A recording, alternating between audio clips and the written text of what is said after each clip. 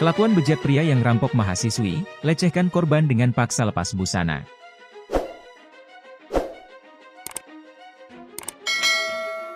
Polisi menangkap Ahmad Sujainuddin alias Udin, 35, perampok kamar kos mahasiswi di Jambi, disertai tindakan asusila di Kecamatan Jambi Luar Kota, Kabupaten Muaro Jambi.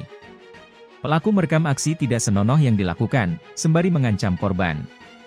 Direktur Reserse Kriminal Umum Polda Jambi, Kombes Pol Manang Soebeti, mengungkapkan pelaku memaksa korban melepas pakaian, lalu melakukan tindakan pelecehan terhadap area pribadi korban. Pelaku memaksa korban untuk melakukan tindakan tidak senonoh dan bahkan merekamnya dalam kondisi tanpa busana, ujar Kombes Manang pada Senin, 21 April 2025. Udin mengaku nekat melakukan pelecehan setelah topeng yang dikenakannya terlepas, sehingga identitasnya diketahui korban. Karena panik, Udin pun mengancam korban dan terus melanjutkan aksinya. Terkait rekaman video, belum diketahui tujuannya. Namun, hingga kini belum ada indikasi penyebaran, tambah Manang. Saat menjalankan aksinya, Udin mengancam korban dengan sebilah golok. Korban yang ketakutan kemudian memberikan uang tunai sebesar Rp1 juta serta 1 unit ponsel.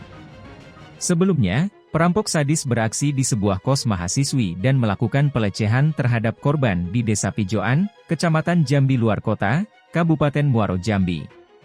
Pelaku beraksi pada 16 April 2025. Dia masuk ke dalam kos mahasiswi korban saat dini hari sekira pukul 3.30 waktu Indonesia Barat.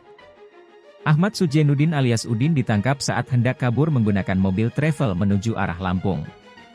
Dia dilumpuhkan polisi karena melawan saat ditangkap.